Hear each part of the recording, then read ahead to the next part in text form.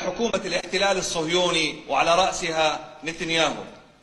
أنت تعلم وأنا أعلم أن الصراع الذي يقوم بيني وبينك صراع عقائدي وجودي أزلي لن ينتهي، وأنا أعلم أنك ستترجم هذا الكلام.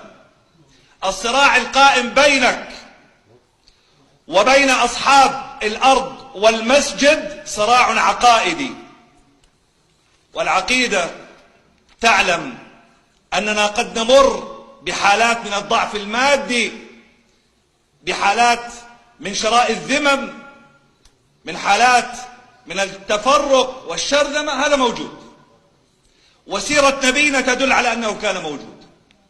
ونحن نعلم أبناءنا يا رئيس وزراء الاحتلال أن بلالا كان من تحت الصخرة يئن ويقول أحد أحد، وأن أمثالك من أبي لهب وأبي جهل كانوا يقولون لو نعلم عذابا أشد من هذا العذاب لعذبتك، فيقول ولو أعلم كلمة تسوءك أكثر من هذه الكلمة لقلتها.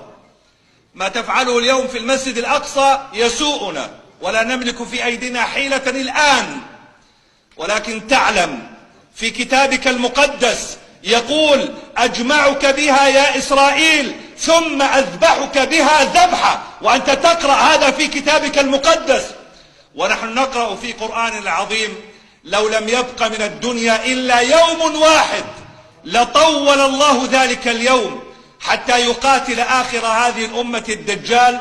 أنتم شرقي نهر الأردن وهم غربيه، فيقتل المسلمون الدجال. هذه رسالة لك يجب أن تعيها وأن تفهم مضمونها ومقتضاها.